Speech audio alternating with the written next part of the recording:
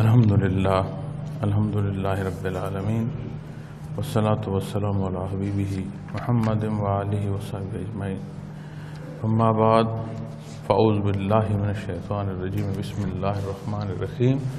قال اللہ تعالی فی القرآن الکریم والفرقان الحمید الف لام میم ذالک الکتاب لا ریب فیہ ھدی للمتقین الذین یؤمنون بالغیب ویقیمون الصلاة ومما رزقناہم ينفقون اللہم سبحانک لا علم لنا الا ما علمتنا انک انت العلیم الحکیم مولا یا صلی وسلم دائما ابدا علی حبیبک من زانت بہ الرسل. معزز احباب گرامی، السلام علیکم ورحمۃ اللہ. الحمدللہ اللہ جل شانہ نے یہ زندگی میں بابرکت موقع سالانہ اجتماع کا ایک دفعہ پھر عطا فرمایا ہے. اس کے حضور دعا ہے کہ اللہ پاک ہمیں اس سے استفادہ حاصل کرنے کی توفیق عطا فرمائے. دنیا فانی ہے، فانی جہان ہے، حیات کا یہ حصہ بھی فانی ہے، ہر ایک نے جانا ہے. حضرت رحمۃ اللہ تعالیٰ علیہ کی معیت میں پچھلے اجتماع کی گھڑیاں بسر ہوئی. آج آپ کا وصال مبارک ہو چکا. اللہ رب العالمین کے حضور دعا ہے کہ اس نے احسان فرمایا، اپنا نام عطا فرمایا. دین اسلام سے لے کر کیفیات قلبی تک پہنچنے کے لیے اس نے بہت کرم فرمایا. یہاں پہنچے، یہاں سے اس سے متعلق وہ کچھ نصیب ہوا جس کے قابل ہم نہ تھے. بیانات میں وہ باتیں بیان ہوئیں، وہ حصے تصوف کے ان سے پردے اٹھائے گئے جو دنیا بھر کی تصوف سے متعلق لائبریریاں کھنگال لیں تو اتنی مدلل بات نہیں ملتی. بہت واضح،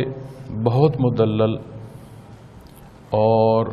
بڑی محبت سے اور بڑی شفقت سے پوری زندگی انہوں نے محنت فرمائی کہ یہ پودا سچتا جائے. جیسے میں نے عرض کیا کہ یہ فانی جہان ہے، اس کی حیات فانی ہے. ایک روز اختتام آنا ہے. اس حیات کا جو یہ پورا دائرہ ہے اس کو بھی اختتام آنا ہے. تو احساس اس قدر مضبوط ہوگا جس قدر منزل کی اہمیت ہوگی. اس حوالے سے میں نے کوشش کی کہ جو ہمارا اجتماع رمضان المبارک میں آخری عشرے میں آتا ہے، اعتکاف کے دنوں میں، تو جو ذکر سے متعلق حصے ہیں ان پر بھی بات کی جائے اور ان کی اہمیت جو ہے اسے اجاگر کیا جائے، تاکہ یہ ہمارا مل بیٹھنا، یہ اجتماعات جسے بڑے حضرت رحمۃ اللہ تعالیٰ علیہ نے شروع فرمایا. حضرت جی بڑے رحمۃ اللہ تعالیٰ علیہ کی سمان عمری میں بھی یہ حصے موجود ہیں کہ کیسے آپ نے جماعت کو اکٹھا کیا، مخلوق خدا کو یہ حق کیسے پہنچایا، کس طرح لوگوں نے سیکھا، کس طرح اعتراض آئے، کیا جوابات ہوئے. ایک جہد مسلسل ہے دو تا حیات آپ کی جاری رہی. پھر اسے جہد مسلسل کو لے کر حضرت جی رحمۃ اللہ تعالیٰ علیہ نے اپنے وجود کی آخری طاقت تک اسی خدمت میں صرف فرمائی. تو یہ ساری محنت ہم جیسے کمزور لوگ جو ہیں اسے رواجات کی نظر نہ کر دیں. تو میں نے ابتدا جو اعتکاف میں بیانات کی تھی اسی اہمیت کے حوالے سے کی تھی. اور اس مہینے کا جو المرشد ہے اس کا اداریہ بھی اسی متعلق جو ہے اجتماع کے حوالے سے تحریر کیا ہے، تاکہ ہر لمحے اس وقت کی جو اہمیت ہے وہ ہمارے اندر، ہمارے سامنے، ہمارے ذہنوں میں، ہمارے قلوب میں اجاگر رہے. اور یہ وہ منزل ہے جسے اللہ جل شانہ نے ہمیں جس کی رسائی کے لیے، اب اس منزل کے مسافر کے لیے تو قرآن کریم سے جب آپ دیکھتے ہیں تو اللہ کریم فرماتے ہیں کہ اللہ ولی الذین آمنوا، تو صاحب ایمان کو ایک درجے کی ولایت نصیب ہو جاتی ہے۔ اب قرب الہی کی منازل میں چلنے کے لیے توفیق کا نصیب ہونا، اختیار کرنا اور حاصل کرنے کے جو ذرائع ہیں وہ نصیب ہوئے، بہت بڑا احسان ہے، بہت بڑا کرم ہے اللہ رب العالمین کا۔ تو میری خواہش ہے کہ مشائخ اعظام نے بہت محنت فرمائی، اللہ کریم ان کے درجات بلند فرمائے، ہم اپنے اس تربیت کے ایام کو، اپنی اس تربیت گاہ کو، اس خانہ خدا میں بیٹھ کر ان حصوں کو رواجات کی نظر نہ کر دیں۔ اکثر آپ نے تو سنا ہوگا کہ ایک بات ساتھیوں سے کہتا بھی ہوں، اور انہیں جو انتظامیہ ہے انہیں یہ بھی کہا کہ اسے لکھ کر نوٹس بورڈ پر بھی ضرور لگائیں کہ جو ساتھی دارالعرفان میں تشریف لائے وہ اپنا وقت جو ہے نفلی معتکف کی حیثیت سے بسر کرے، چونکہ جس مقصد کو آئے ہیں اس مقصد کے جو ذرائع ہیں انہیں اختیار کیا جائے۔ سارے معاملات زندگی، اور اتنے ہم کمزور ہیں کہ ہمارے نزدیک معاملات زندگی کا حل ہم نے کرنا ہے، حالانکہ ہم نے تو ایک سبب کی حیثیت رکھنی ہے، باقی جو کچھ ہونا ہے وہ اللہ جل شانہ کی رضا کے کیا ہونا ہے اور دنیا کا نظام کیسے چلنا ہے۔ اس ایمان کے ہوتے ہوئے بھی ہم اس غلط فہمی میں مبتلا رہتے ہیں کہ جو معاملات زندگی ہیں یہ میرے ہونے سے ہیں، اور یہ کیفیت لیتے ہوئے جب موت وارد ہو جاتی ہے اور بندہ چلا جاتا ہے تو نظام ہستی چل رہی ہوتی، تب فائدہ نہیں ہوتا۔ اس کے باوجود، ان کمزوریوں کے باوجود اگر بندہ وقت نکالے اور دارالعرفان آئے، مرکز میں آئے، پھر مقصد یہ کیفیات ہو، کیفیات باطنی جو ہے یہ موضوع ہو، اور مقصد اپنے قلب کو قلب اثر محمد رسول اللہ صلی اللہ علیہ وسلم سے جاری و ساری جو فیض ہے اس سے منسلک کرنا ہو، تو پھر اس وقت کو بندہ ضائع کر دے، کبھی موبائل پر بات کرتے ہوئے، کبھی کیفیٹیریے پر بیٹھے ہوئے، کبھی آپس کی محفل میں، کبھی رفع حاجت کے جانے کے لیے بھی ہمارا ہوتا ہے کہ کچھ دوست احباب ہوں، اکٹھے ہوں، گپ شپ ہوں، کبھی کہیں کھڑے ہو گئے، کبھی کہیں کھڑے ہو گئے، یا دیکھ لیا کون ہے میرے علاقے کا، کون ہے میرے مزاج کا، کون ہے صاحب حیثیت، کون ہے ضرورت مند، کون ہے، تو مختلف پیرائے ہوتے ہیں باہم گفتگو کے۔ تو یہ اس لیے کہتا ہوں کہ ان کی طرف توجہ نہ دی جائے، جس مقصد کے لیے آئے وہ مقصد بہت بڑا ہے، بہت عظیم ہے، اور اس کا احسان ہے کہ اس منزل کا مسافر ہونا نصیب ہو، یہ خصوصی انعام ہے اللہ جل شانہ۔ پھر اپنے معمولات زندگی جب بندہ چھوڑ کر آیا اور وقت مخصوص کیا یہاں ذکر و اذکار کے لیے، تو پھر اسے اسی پر صرف ہونا چاہیے، اور یہ بہت بڑا اللہ کا احسان ہے کہ فی زمانے میں کوئی لطائف و مراقبات بتانے اور سکھانے والا میسر ہے، یہ بہت بڑا احسان ہے اللہ کا۔ تو اللہ کریم ہمیں یہ توفیق عطا فرمائے۔ میں نے جو سورہ بقرہ کی شروع کا حصہ تلاوت کیا ہے، میں اللہ رب العالمین نے ارشاد فرمایا، الف لام میم حروف مقطعات ہیں، ذالک الکتاب لا ریب فیہ، یہ وہ خاص کتاب ہے جس میں کوئی شک نہیں، ھدی للمتقین، پرہیزگاروں کے لیے رہنمائی کرتی ہے، الذین یؤمنون بالغیب، پرہیزگاروں کے اوصاف میں پھر بات آگے آتی ہے کہ وہ جو غائب پر ایمان لائے، وَيُقِيمُونَ الصَّلَاةَ، اور نماز کو قائم رکھتے ہیں، وَمِمَّا رَزَقْنَاهُمْ يُنْفِقُونَ، اور ہم نے ان کو نعمتیں دی ہیں ان میں سے خرچ کرتے ہیں۔ مقصد عمومی طور پر تفسیر بیان کرنا نہیں ہے، چونکہ ہمارا جو پیریڈ ہے صحبت شیخ کا اور تربیت کے حوالے سے اور ذکر کے حوالے سے بات مقصود ہے، تو اس آیہ کریمہ کا یہ حصہ وَمِمَّا رَزَقْنَاهُمْ يُنْفِقُونَ، کہ جو اللہ جل شانہ نے عطا فرمایا ہے اس میں سے خرچ کرتے ہیں۔ عمومی طور پر جب یہاں ترجمہ لیا جاتا ہے یا کیا جاتا ہے یا جو سمجھا جاتا ہے وہ یہ ہے کہ یہ جو مال و دولت ہے یا دنیا میں حیثیت کا ہونا ہے، اس سے جو بندہ خرچ کرتا ہے اس کے جائز استعمال اور جائز ذرائع وسائل وسائل سے اس کے خرچ کرنے تک کے موضوع کو لیا جاتا ہے۔ بے شک یہ موضوع اس بات کے تحت آتا ہے، لیکن جب اسے وسعت نظری سے آپ دیکھیں گے، معنی بعید میں دیکھیں گے، اور اس حوالے سے صوفیاء کی تفاسیر بھی ملتی ہیں کہ اس موضوع میں آ کر آپ صرف یہ قید نہیں کر سکتے کہ جو مال و دولت اللہ جل شانہ یا جو رزق عطا فرماتے ہیں اس سے وہ جائز خرچ کرتے ہیں، صرف یہ بات نہیں آئے گی، بلکہ جو کچھ اللہ جل شانہ کی طرف سے عطا ہوا اس میں سے خرچ کرنے کی باتوں میں دین اسلام کا حصہ بھی داخل ہو جائے، چاہے وہ علوم ظاہر کی بات ہو یا کیفیات باطنی کی ہو۔ اور صوفیاء یہاں سے خصوصی طور پر کیفیات باطنی کو لیتے ہیں کہ یہ بھی اللہ کی عطا ہے اور اس کا احسان ہے، اور جب یہ کچھ اس نے عطا فرمایا ہے تو اسے مخلوق تک پہنچانا ایسے ہے جیسے اس کا جائز خرچ کرنا۔ اب کسی چیز کو بھی تقسیم کرنے کے لیے جو تقسیم کر رہا ہے اس کے پاس اس کا موجود ہونا ضروری ہے، کسی کو سکھانے کے لیے خود سیکھنا جو ہے وہ ضروری ہے، کسی کو کچھ دینے کے لیے جہاں سے دیا جا رہا ہے، جو کچھ دیا جا رہا ہے اس شے کا وہاں ہونا ضروری ہے، وگرنہ محض جو ہے وہ ایک دعویٰ رہ جائے گا۔ دین اسلام کا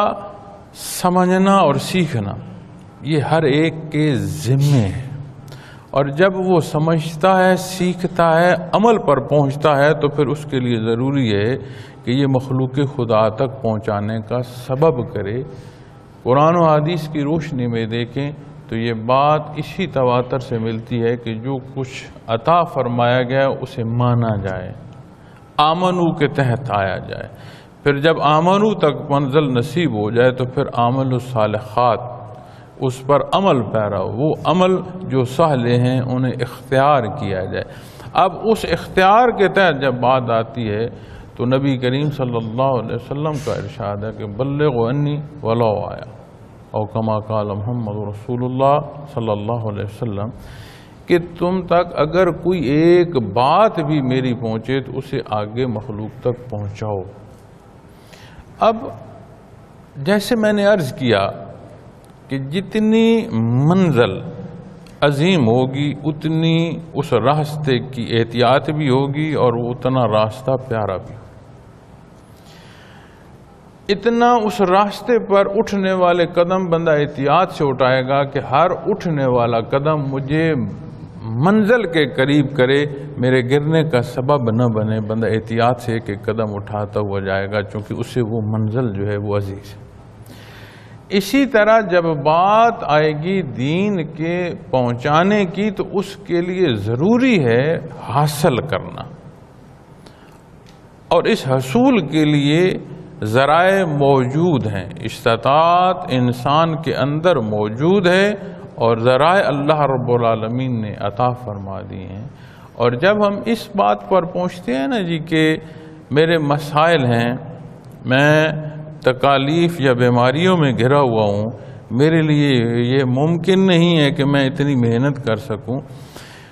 تو اللہ جل شانہ جو کچھ فرماتے ہیں اور جو کچھ اس کی تفسیر و تشریح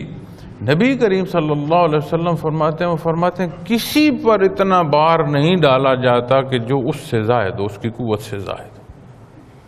تو یہ کیسے ہو سکتا ہے میں کہوں کہ جو میرے ساتھ معاملات ہیں وہ میری استطاعت سے باہر ہیں؟ جس نے مجھے پیدا فرمایا، جو اس کائنات کا مالک ہے، جو اتنا مجھے جانتا ہے جتنا میں اپنے آپ کو نہیں جانتا، جو میرا اتنے قریب ہے جتنا میں اپنے خود کے قریب نہیں ہوں، وہ بتا رہا ہے جس کے حضور جا پیش ہونا۔ تو سمجھ آتی ہے کہ جب ہم دین اسلام پر عمل پیرا نہیں ہوتے اور اسلام احکام کو، اسلامی احکامات کو اپنی عملی زندگی میں اختیار نہیں کرتے اور جواز دیتے ہیں، تو اس سے متعلق ہے ہم خود بھاگ رہے ہیں، اور خود کے نہ اختیار کرنے کے جواز دے رہے ہیں۔ یہ ہو نہیں سکتا کہ کہیں کسی حیثیت، کسی کیفیت میں کوئی ہو تو وہ دینی احکام جو ہیں ان پر عمل پیرا نہ ہو سکے، کیونکہ دین اسلام دین فطرت ہے، اور انسانی موقع کے مطابق جو حکم ہے دین کا اس میں آسانیاں بھی پیدا ہوتی چلا جاتی ہیں۔ نماز وہ عبادت ہے جس کا کسی صورت میں بھی چھوڑنا جو ہے نہیں چھوڑا جا سکتا، اس کی پابندی ہے۔ آپ کھڑے ہو کر نہیں پڑھ سکتے تو بیٹھ کر پڑھ لیں، بیٹھ کر نہیں پڑھ سکتے لیٹیں، لیٹ کر پڑھ لیں، اشارے سے پڑھ لیں، وضو نہیں ہو سکتا تیمم کر لیں۔ کسی صورت میں بھی جب تک بندہ باہوش ہے وہ نماز نہیں چھوڑ سکتا، اور اگر اس کی کوئی صورت ایسی آ گئی کہ اس کے ہوش میں انقطاع آ گیا تو پھر اس کے لیے جب ہوش آ گیا پھر یہی حکم آ جائے۔ لیکن جو صورت بدلتی جا رہی ہے، اب قیام فرض ہے، قیام نہ کریں تو نماز نہیں ہوتی، لیکن معذور کا قیام وہی سی بیٹھنے میں داخل ہو جائے۔ اور روزہ کتنا اس کے بارے میں حکم ہے کہ اقوام سابقہ سے یہ وہ حصہ عبادات کا جو اللہ جل شانہ نے سب کو عطا فرمایا، وہ پاکیزگی دیتا ہے روزہ دار کو روزہ کہ اسے اللہ جل شانہ کا جو تعلق ہے وہ آسان ہوتا ہے، اس قابل ہوتا ہے کہ اسے معیت باری تعالیٰ نصیب، اسے ایک حضور حق کی کیفیت نصیب۔ لیکن وہاں بھی جو معذوری کی صورت ہے وہاں بھی اس میں بھی چھوٹ۔ تو اسی طرح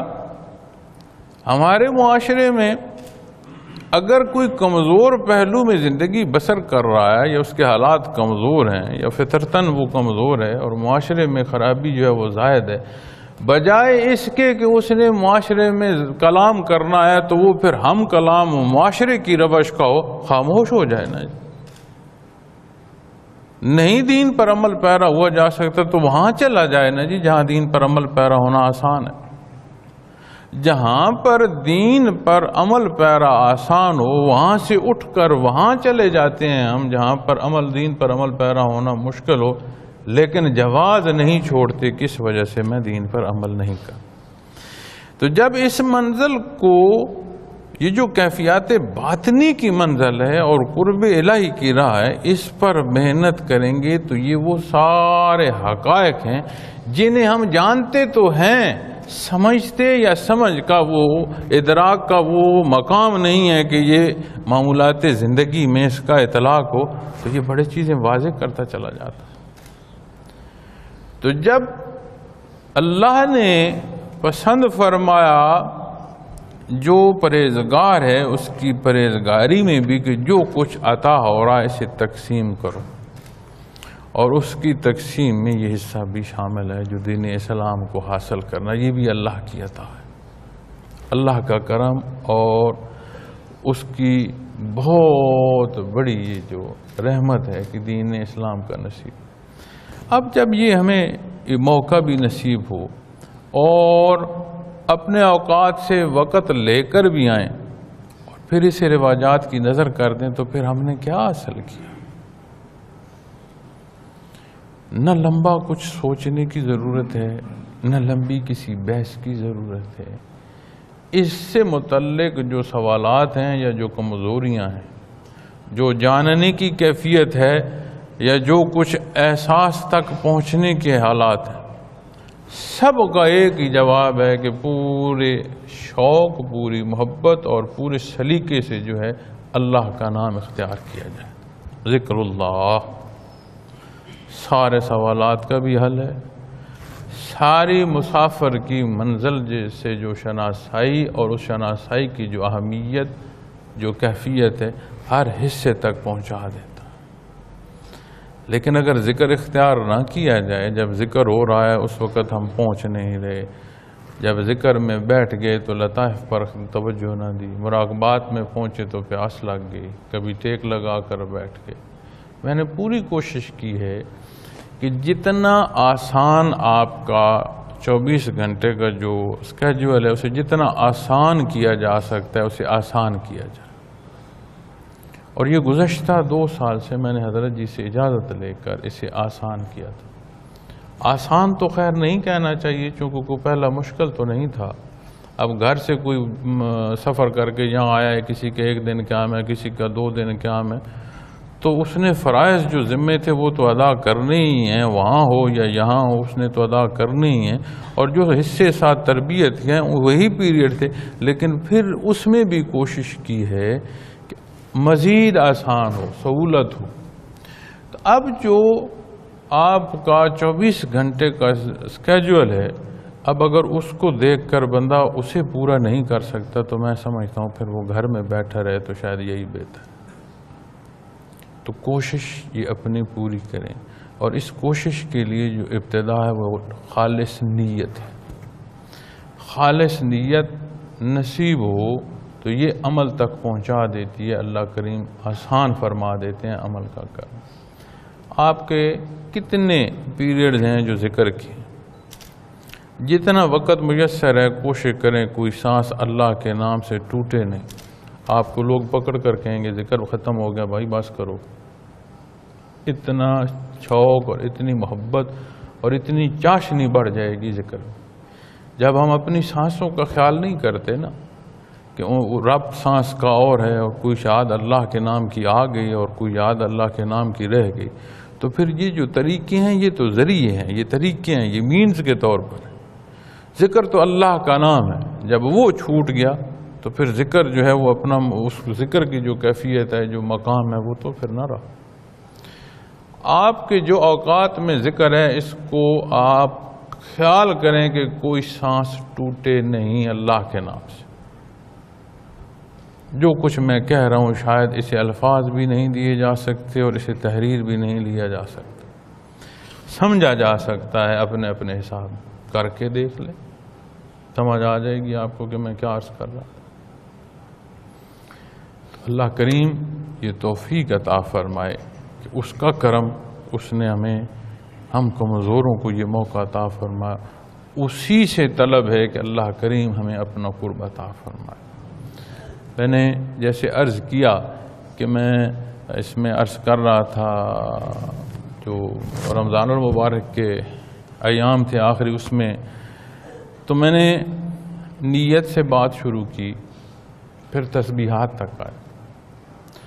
اور آج آپ کو یہ بھی عرض کرتا ہوں کہ ان تسبیحات کو جسے ہم پڑھتے ہیں، ازبر ہیں، اور جس پر تھوڑا سا غور کریں تو اس کے معنی بھی اکثر لوگ جانتے ہیں، اور جو نہیں جانتے ان کو معنی دیکھیے، پھر جو اللہ کے حضور عرض کر رہے ہیں اس کے معنی کو دیکھیں اور اس میں ڈھل کر ذکر میں آئیں، آپ دیکھیے کہ آپ کی ذکر کی ابتدا کیسی ہو جائے۔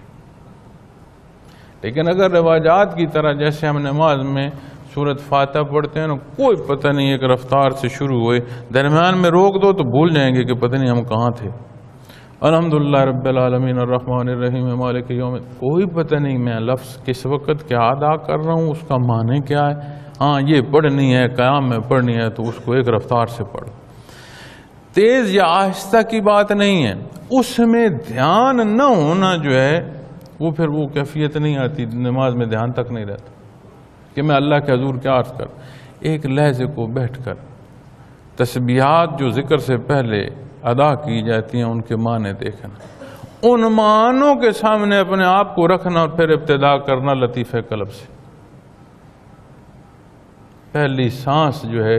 اس کی گہرائی کو ہی سمجھنا تو آپ کو پتہ چل جائے گا کہ کیا کیفیت پیدا۔ لیکن کیفیات مقصود نہیں ہے کہ کیفیت مقصود ہے، مقصود محض حکم ماننا ہے کہ اللہ کریم عبادت کے لائق ہیں، اس نے عبادت کے لیے پیدا فرما، اتنی بات کافی ہوتی۔ تو جب آپ لطیفہ قلب پر پہنچیں گے تو لطیفہ قلب سے لے کر میں نے پہلے لطیفے سے لے کر چوتھے لطیفے تک بلکہ پانچویں تک کچھ بات ہو چکی تھی، پہلے 5 لطائف پر میں نے گزارشات پیش کی تھی۔ تو اب میری خواہش ہے کہ 6واں 7واں اور رابطہ مراقبات ثلاثہ تک ہم اپنے اس پیریڈ میں بات کرتے جائیں۔ اب ہوتا یہ ہے ہر بیان میں مقرر تو وہی ہے، سامعین اور ہوتے ہیں، تو جب بات کی ابتدا کرتا ہوں کسی تسلسل کے ساتھ تو جو سامعین ہوتے ہیں وہ بدل چکے ہوتے ہیں اس وقت تک، تو اسی لیے یہ ریکارڈنگ بھی کی جاتی ہیں، بیانات تحریر میں بھی لیے جاتے ہیں، ان سے استفادہ اٹھائیں۔ سلسلہ عالیہ کی کتب جو ہیں ان سے استفادہ کریں، ماہنامہ المرشد ہے اس سے استفادہ کریں۔ یہ وہ سارے معمولات ہیں جسے میں نے اور آپ نے اختیار کرنا ہے تو حاصل ہو۔ اللہ کریم ہمیں یہ توفیق عطا فرمائے۔ تو آج اتنی ساری عرض، چونکہ آج کا پیریڈ تو میں چاہ رہا ہوں کہ ہمارا یہ 40 دن کا اجتماع ہے، تو میں ایک بیان کو اتنا طویل نہیں کر سکتا کہ میں اس موضوع کے مکمل کرنے میں وقت کو نہ دیکھوں۔ تو باقی جو میرے معاملات ہیں یا جو باقی دفعان کے انتظامات ہمارے انتظامیہ کے حوالے سے، وہ پھر سارے ڈسٹرب ہوتے ہیں۔ تو یہ چیز آپ کے سامنے عرض کر رہا ہوں کہ آپ نے میرے کل یہاں آپ کے پاس حاضر ہونے سے پہلے جو تسبیحات ہیں ذکر سے پہلے، ان کے معنی دیکھنے اور جو آپ کے پیریڈز ہوں گے تربیتی، ان سے بھی عرض کروں گا کہ اپنے متعلقہ آپ کو یہ وہ ضرور اس کے ترجمے سے واقفیت دیں۔ جب آپ اس کے ترجمے کو دیکھیں گے اور یہ خیال کریں گے کہ اللہ جل شانہ کے حضور یہ تسبیحات میں عرض کر کے پھر اس کے حضور ذکر کے لیے بیٹھ رہا ہوں، تو پھر اس کیفیت سے جب ذکر کی ابتدا ہوگی، تو جب یہ پیریڈ ہو چکے تو پھر اس کیفیت سے ذکر کی ابتدا کرنا، چونکہ آپ کے یہاں ذکر کے جو مختلف محافل ہیں اس میں پھر ابتدا کرنا، تو پھر جب یہاں سے ابتدا ہوگی لطیف قلب پر، تو پھر سمجھ آ جائے گی آپ کو کہ لطیف قلب کتنا اہم ہے، جسے ہم یہ کہہ دیتے ہیں یہ تو پہلا سبق ہے۔ چونکہ دنیا کی جو سیڑھیاں ہیں، بے شک اس دنیا کی سیڑھیاں دنیا کی منازل کے لیے ہوتی ہیں، اور ہر سیڑھی پر جو قدم رکھا جاتا ہے وہ منزل کے قریب کرتی ہے، رہتی وہ سیڑھی ہی ہے، حالانکہ ہر سیڑھی پر اٹھنے والا قدم منزل کے قریب کرتا ہے۔ تصوف میں آؤ تو اسے سیڑھی نہ سمجھنا، اس کا کوئی نام نہیں لیا جا سکتا، چونکہ یہ قرب الہی کے سے ابتدا ہے۔ سلوک کی ابتدا آپ کہیں تو لطیف قلب ہے، سلوک کے لیے بنیاد کہیں تو لطیف قلب ہے، اور اگر سلوک ایک محل ہے تو اس محل کا جو دروازہ ہے وہ لطیف قلب ہے، اور سلوک کی بلندیاں نصیب ہو جائیں تو اس کا انحصار پھر لطیف قلب ہے۔ اسے کیا سیڑھی کہہ دینا، کتنی بڑی غلط فہمی ہو۔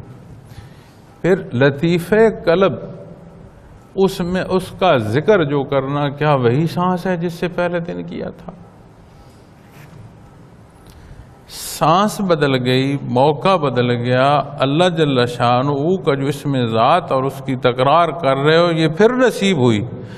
اور لطیف قلب کے اندر جو وسعت ہے وہ کون ہے جو اٹھ کر کھڑا ہو اور یہ کہہ دے کہ میں اس وسعت کو میں نے معاف لیا ہے؟ اس کے اندر اتنی وسعت پیدا ہوتی چلی جاتی ہے کہ کہنے کو تو وہ پہلا لطیفہ رہتا ہے، لیکن حال بدل دیتا ہے مخلوق کے۔ اس پر محنت فرمائے۔ تو انشاءاللہ کل جو پیریڈ آئے گا اس میں گزارشات 5ویں لطیفے تک عرض کر کے پھر جو وقت ملا آگے بات کر لیں گے۔ اللہ کریم میرا اور آپ کا حامی و ناصر ہو۔ جزاکم اللہ۔